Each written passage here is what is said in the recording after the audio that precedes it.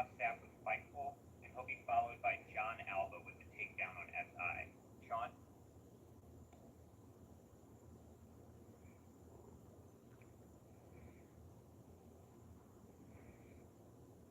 We had Sean, but it looks like his audio may be working on it. Why don't we try John Alba and the takedown on SI, and we'll go back to Sean. John? Great.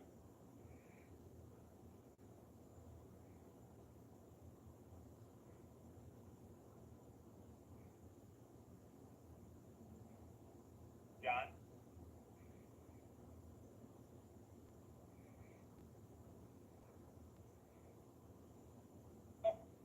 Hey, John, we can hear you. Go ahead. Okay, good. Sorry, thing really gives a hard time unmuting. Really appreciate the time as always, Tony and everyone. Looking forward to being in Dallas for the show this weekend. Regarding someone in the main event, John Moxley, we did find out that he and the company are involved in ongoing litigation right now regarding a lawsuit filed from a production member, Chris Dispenza. I understand the company is not going to comment on any pending litigation, but you've always been pretty transparent, Tony, in the past about protocols that the company has in certain situations, just like in COVID. What kind of insight can you provide on any protocols the company has regarding talent interactions with production crew during events? Well, I think you hit the nail on the head, John. It's not the way I wanted to start the call, but I definitely can't comment on pending litigation. In this case, I think we really do care about the safety of everybody here. We always have, whether it's the talent, the fans, or the people working backstage in the truck, around the ring, the production team, and we all work together. And that is first and foremost that this is a family of the wrestlers, the staff, and fans all working together to make these shows great 52 weeks a year, and we all need each other. But beyond that, yeah, I can't comment much on pending litigation, if that makes sense. Thank you, Tony. Let's try Sean Ross staff with Fightful one more time, and he will be followed by Jason Powell with ProWrestling.net. Sean? Hey guys, hopefully you can hear me now. I hear you now. Okay, sorry about that. There's been a lot of speculation online regarding the ascent of Mercedes today to this all-in spot and accumulating championships, with a lot of people speculating that she has creative control. Even though I don't think a lot of people understand maybe the difference between input and control. Can you speak to that, confirm, deny it, or even the rumors that she dictates her own creative and the direction of her program? Yeah, I mean, that's definitely not true at all. So I'd love to talk about that. First of all, the person you're talking about, Mercedes Moné, is an incredible talent. I have wanted Mercedes Moné in AEW. I want Mercedes Moné as a big star on the show, and really enjoy working with her backstage and as a great talent. And she's done great things for the company, doing media, and is just a great person. I think Mercedes is a great addition to AEW. I also think that is ridiculous, the idea that people would think that because she's a strong wrestler on the show that she must be the one dictating that. That is the complete opposite of what happens here. And I think we've done a really great job this year in particular with a really focused build, and I think the best run of television we've ever had through the past 6 months in 2025. I just think it's been a great year for the company, and I am the only person with creative control over the show. At the end of the day, I'm responsible for what you see, and I'm really proud this year because I think this has been one of the best years, 6 months into the year so far, we've ever done of television. And philosophically, really, since the start of the year, in particular this year, we can go back. I've had the final say since day one of AEW. And Sean, are you muted? Are you still there?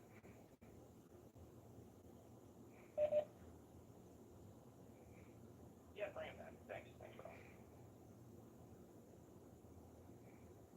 Okay, I'm back. So, hey,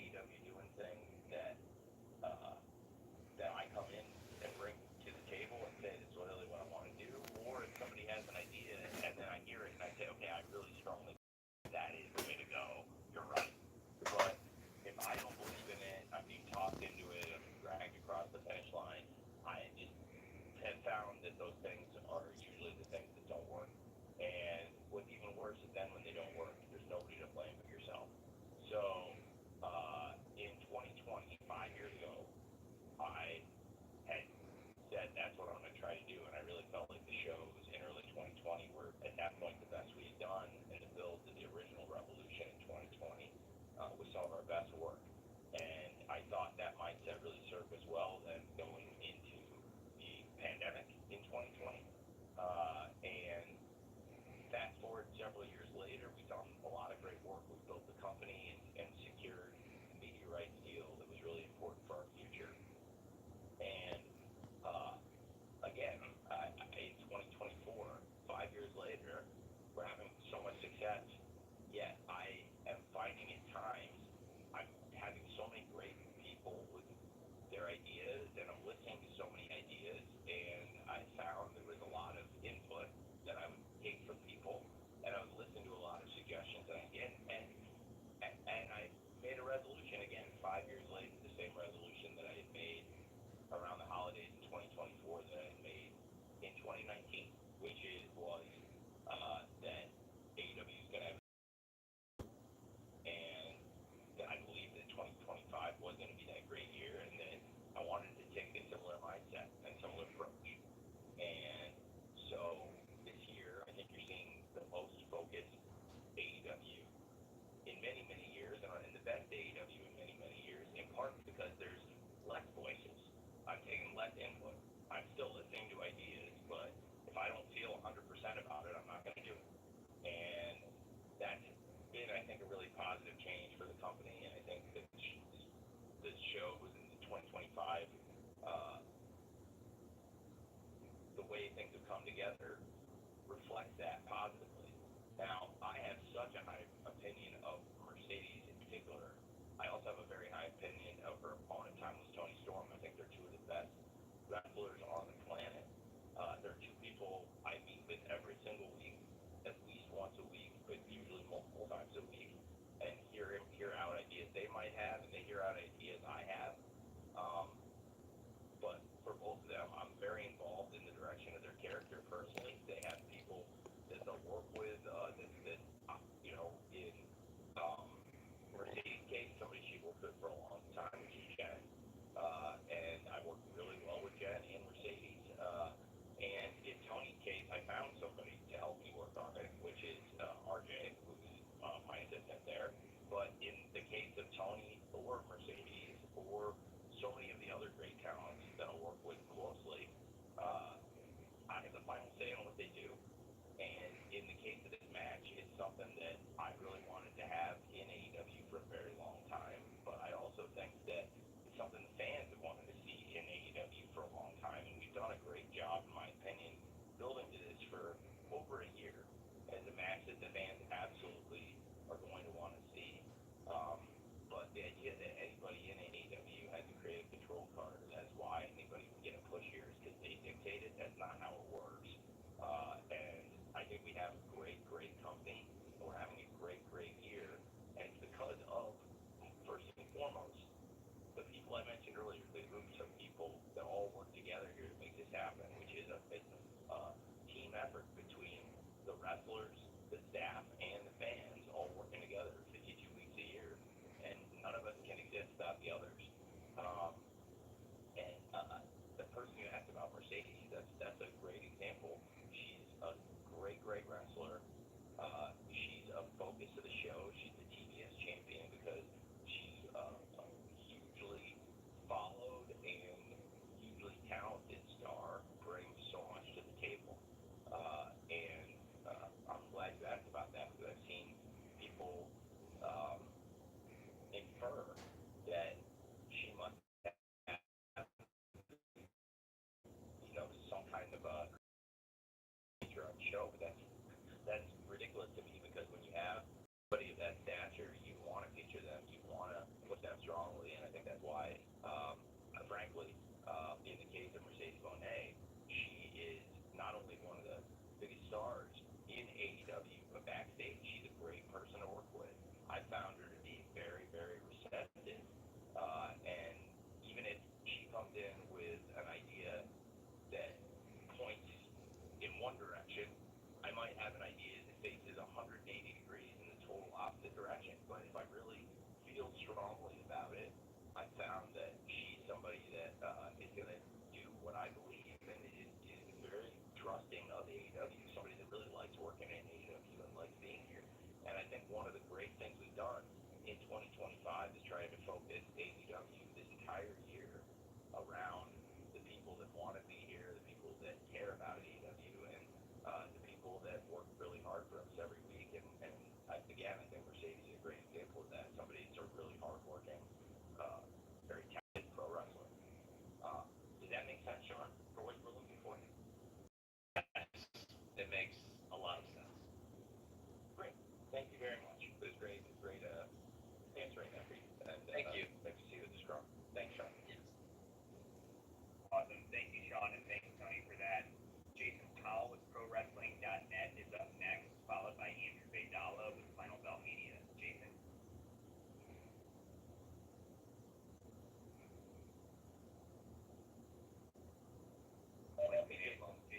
Looks like we may have lost Jason's We audio. started the pay-per-view week early with the guys fighting with the audio button here.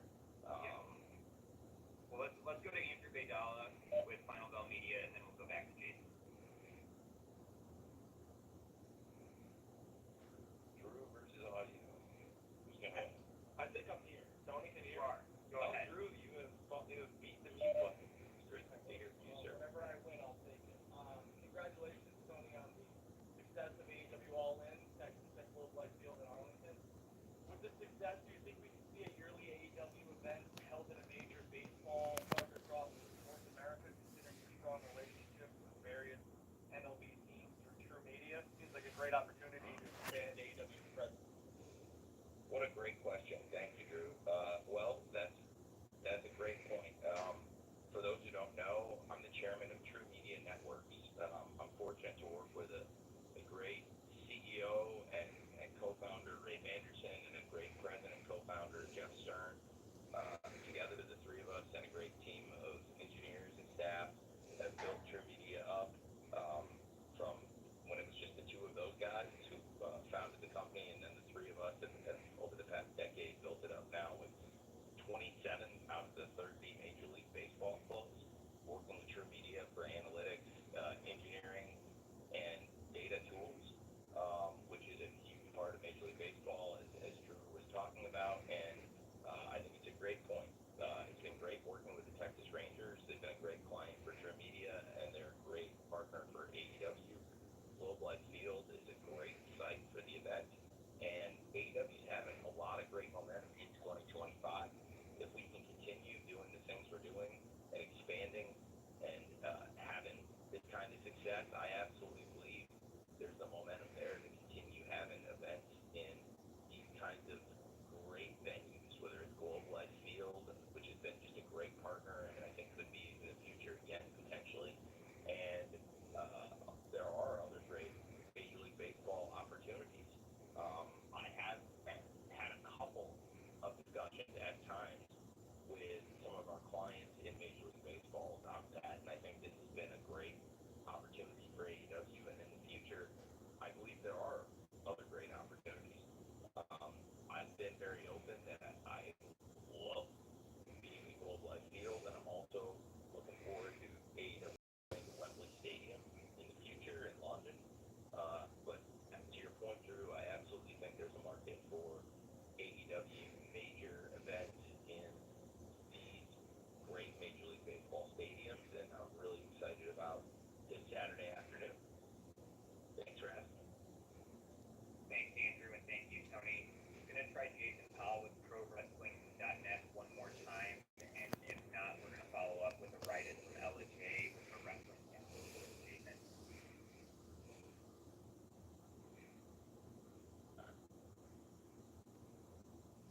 Can you hear me this time, guys? Yes. Excellent. All right, Tony, forgive me if I missed you addressing this somewhere.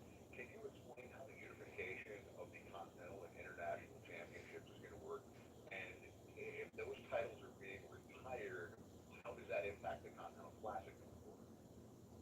It's a great question. I have never said I'm retiring the championships. This is the first time. Thank you for asking. I'm really very appreciative of a great question about this. I've never said that, so thanks for giving me the opportunity, Jason, to talk about this. I really appreciate it.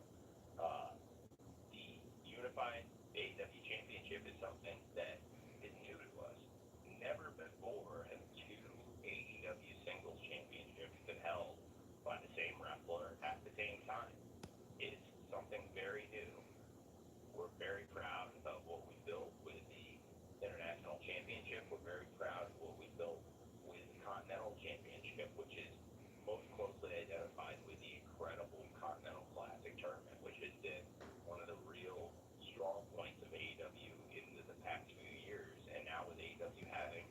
such a such an awesome 2025. I feel so great about what we've done through the first 6 months of this year, and the Continental Classic is always something our fans now have looked forward to.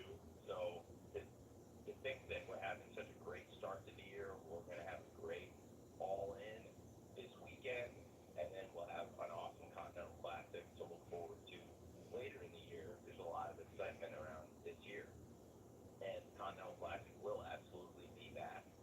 Um, and I am going to talk more about that as we get later into the year and what it's going to entail this year. That there will be Continental Classic, and I think the lineage of this unified championship would be intact with the International Championship and the Continental Championship. I created one unified championship belt to represent not only the significance of this match, the winner take all nature, that there will be somebody who's going to hold the international title and the continental title, that there would be one person carrying that lineage of the two championships after this match, and the belt itself represents the two champions that have gotten us to this point. Kenny Omega and Kazuchika Okada both have been fantastic. So representing with Kenny Omega the international title, Kazuchika Okada with the continental title, and the history that both men have with each other as well, seeing the One Wing Angel and the Rainmaker on side plates of this championship belt that represents the unification of the international title and the continental title in this winner take all match. Absolutely, those two championships, they remain, their lineages remain, and the champion may even choose to carry all three championship belts. And I wanted to create something special around this match and something special around this event and the prestige of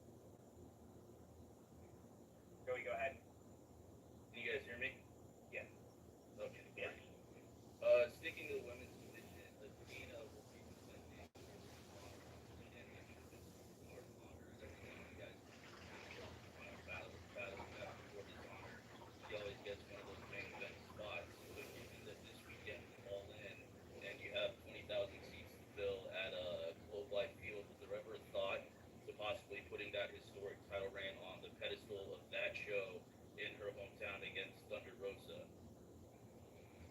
Well, Athena and Thunder Rosa, I expect both of them will be involved in both events. I think it's great to have the Ring of Honor champion defending the world title on a major Ring of Honor event. But in the cases of both the Ring of Honor World Championship matches, I think they're both great matches. I have a lot of respect for all four wrestlers in both the world title matches. In the case of Athena versus challenger Thunder Rosa, the fallen goddess Athena has been the world champion for years of Ring of Honor and won the championship in Arlington and has defended it around Dallas and all over the world. And now for the champion Athena to come back here and be defending against somebody that she just competed against in Global Wars Mexico in a tag team fight and has been part of this brewing rivalry between Thunder Rosa and Athena on ROH TV, and it spilled over into AEW TV in recent weeks as well. And I expect to see them both featured on both shows. Of course, in the key World Championship match at Supercard of Honor, Athena versus Thunder Rosa for the ROH World Championship at Supercard of Honor, and also to have both of them involved in the Casino Gauntlet match, potentially if their numbers are called at AEW All In. We saw both of them competing on Dynamite for the number one spot last week in the Casino Gauntlet match. And going forward, I think there's a great opportunity now for both of them potentially in the Casino Gauntlet match if their number gets called. I would love to see both of them on AEW All In. I would expect there's a good chance to see both Thunder Rosa and Athena twice this weekend as they'll be wrestling for the world title at ROH Supercard. And they will also be wrestling, of course, potentially if their numbers get called in the Casino Gauntlet match at AEW All In. So I think it's a great way to have a World Championship match, and great job on AEW TV in recent weeks is Queen Aminata. And Queen Aminata has also been involved at times in ROH. Queen Aminata has been very prominently involved in the AEW television lately and is doing a great job. And whether it's ROH or AEW, I think she's a great example of a hardworking person who's just done very well and has taken advantage of opportunities that I think would have presented itself, but maybe not ever. I think she's gotten even more opportunities as a result of an injury. Now, that's one example of an injury in AEW that is to a really prominent top star. And when you're missing a prominent top star for several weeks, like we've been missing Jamie Hayter for several weeks, then you're going to move other people into those positions, and people are going to get called up, and there's going to be reorganization. I had been hoping to start the ROH Women's Pure Tournament a bit sooner, had some injuries, and now have had another injury that changes the structure and the scheduling for some of the big matches in the ROH Women's Division. And that is with the ROH Women's World TV title. With the ROH Women's World Television Champion, Red Velvet, she's doing a fantastic job. I really like Red Velvet a lot, and I think she's having a great 2025. A lot of her best work, the international competition with CMLL, and representing ROH as the World TV CMLL in great matches, including on the Global Wars special, which I thought was one of the best episodes of ROH TV we've had, and I think one of the best episodes of TV ROH has ever done. And it featured incredible matches. You had the world champion Bandito defending the title against Mascara Dorada.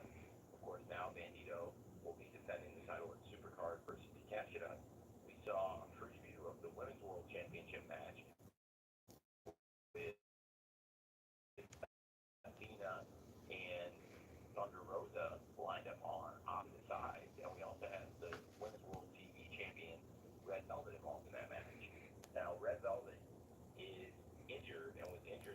Mexico and had not competed since. There are a number of women that have been clamoring for spots in the ROH Women's Pure Championship match, but also would want to be in line for the following. And first things first, so I'd like to address this with the injury to Red Velvet. It's something that I think she's going to be able to work through, but she's not going to be able to defend